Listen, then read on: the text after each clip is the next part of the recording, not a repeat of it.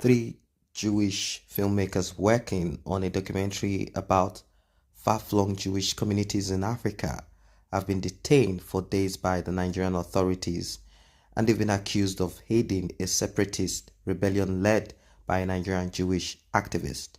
For those who do not know what this is all about, it is about Mazi Nnamdi Kanu, who has been abducted by the federal government of Nigeria right there in Kenya with his British passport that he got into Kenya. The federal government believe that Nnamdi Kanu's visit to Israel is to get certain activists in Israel to help in pushing Nigeria apart. Their families say they are doing nothing of the sort. They are not in Nigeria to feel any form of rebellion. They say the men who were giving out Torah scroll to small Jewish community in southern Nigeria are only doing that as a gift, as a token of thanks. The filmmaking team arrived in the region amid a year-long independence campaign by the local Igbo people that has embroiled its small Jewish community and led to multiple raids on synagogues.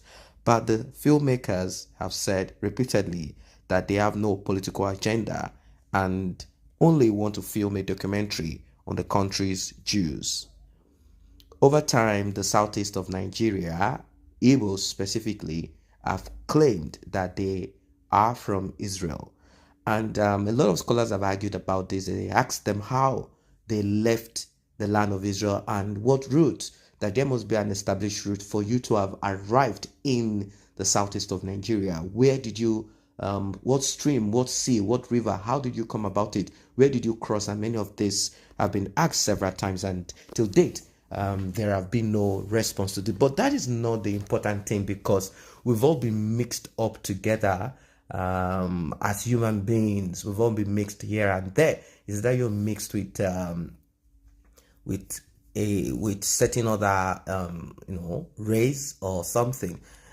We've all been mixed here and there. So I am not going to discredit this. I'm not going to say this is not true. There is a possibility that a lot of people in the west of Africa, in Nigeria, are from Israel, originally from Israel. But there are complications as regards this, because the people who are the inhabitants of Israel right now, a lot of people have argued and said they are not from the 12 tribes of Israel, that they are impostors who took over, Europeans who took over that part, claiming that they are Israelite, all because they claim that they speak a kind of Jewish and all of that. Now, I'm not going to go into that. It's so complex, but let us focus on what we know. What we know is that Rudy Rochman, Andrew Liebman, and Edward David Benayam were arrested while in synagogue Friday evening in the southern Nigerian Igbo village of Ogidi.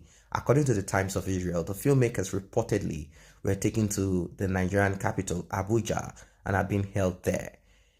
Igbo nationalists have been campaigning in recent years to secede from Nigeria and form the independent state of Biafra, a revival of a short-lived state that existed in the region from 1967 to 1970. The leader of the separatists, Nnamdi Kanu, is Jewish, and the region's small Jewish community has been caught up in the rebellion. According to a 2019 report on the community in the publication Ozi, Nigerian forces repeatedly raided synagogues in 2018, apparently searching for separatists, and once arrested more than 50 Jews who called for an independent Biafra. In 2018, Nnamdi Kanu fled to Israel to escape government harassment. Jews praying during one of the synagogue raids told Ozi that police also seized the Torah scroll and the Bible. A Nigerian rabbi told Ozi that his synagogue is pockmarked with bullet holes. Ozi reported that 28 Jews were among 150 separatists killed by the Nigerian forces in 2016.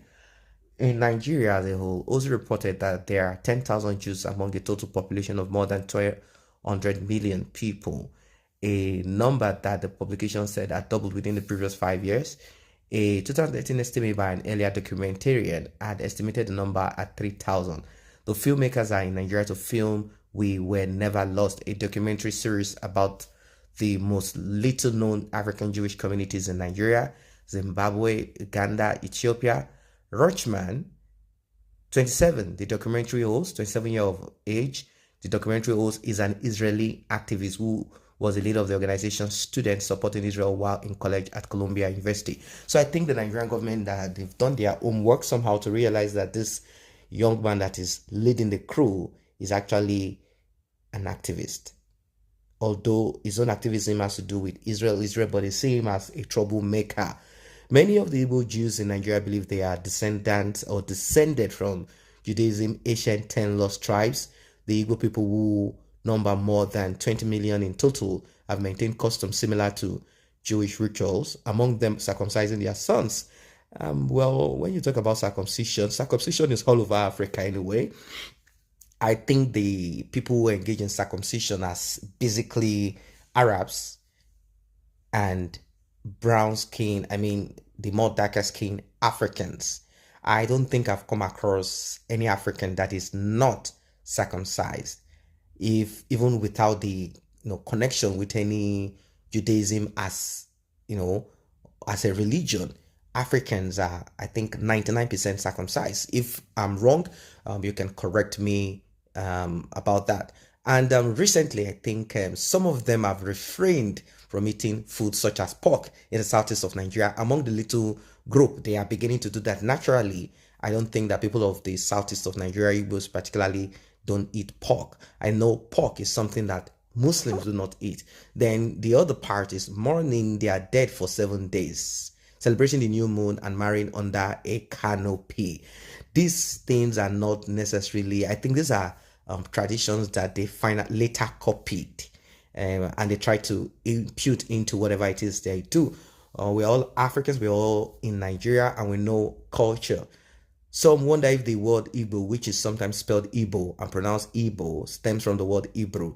But the Igbo have been broadly recognized as Jewish for the purpose of immigrating to Israel, as have Ethiopian Jews, more than 100,000 of whom were airlifted to Israel in 1980s and 1990s and afterwards. So there's a little bit of complexity in this. Well, the filmmakers arrived in Nigeria on July 6th, according to their Instagram feed, and traveled to Ogidi with the Torah scroll as a gesture of thanks. But a statement from the families of the detained, like I said initially, said the separatist activities have been images of the filmmakers giving the Torah and appreciated them to support, appropriated them to supporting Biafran independence. Unfortunately, members of the non-state political groups have hijacked for their own purpose images of the filmmaker gifting a Torah to a local community.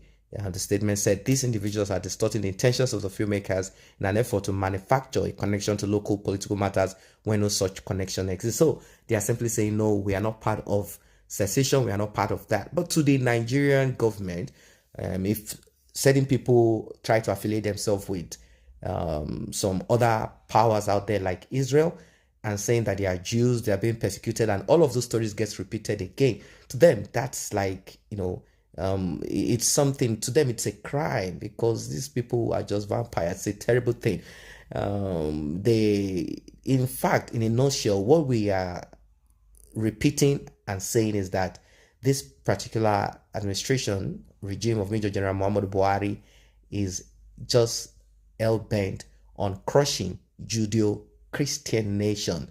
And I'll call it nation because we are not together. I don't want to call it one Nigeria and all of that. We are not one Nigeria. When you look at the southern part of Nigeria, we have similar cultures and food different from the northern part of Nigeria. So we are not the same. It's as simple as that. I do say most of the time, although some people might repeat some history, they came from this, they came from Saudi Arabia. There is this documentary that I saw on YouTube back in those days, but I couldn't find it anymore. So much of a pity that I couldn't bookmark it back then or save it. This history points to this 12th tribe of Israel, and the shocking part of it.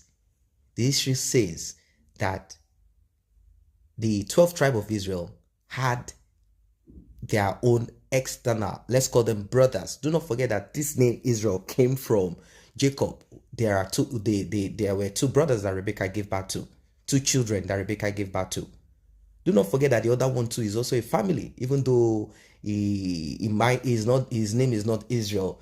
He was still around. So they said war broke out. That's the point, that war broke out amongst the tribes, and they all scattered. If you look at the proximity of Egypt, look at the proximity of Israel, you will realize that it is easier for most of them to have crossed into Africa and penetrate deep, deep, deep. We are talking about the 12 tribes of Israel here. We are talking about people that have mixed over time.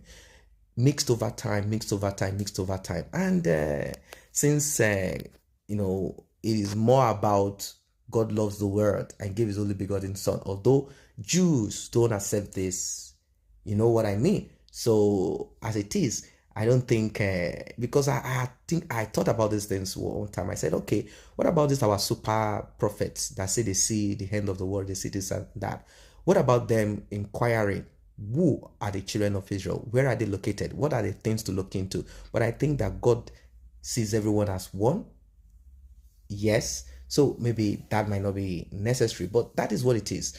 Why am I saying this? Is because history has been distorted over time, and it will be very difficult for DNA, which I think was, taken from the southeast of Nigeria. They took DNA and they tried to compare with that of the people in Israel. I say, oh, there is no connection. And I laughed. I said, how can you compare the original with the fake? It's as simple as that. I want you to relate with what I've just said. How can you compare the original with the fake? It doesn't make any sense. That's the reality, and that is the truth of it. Because if you look at the history and look at the proximity, you realize that many real children of Israel moved into Africa, into west of Africa. It's as simple as that.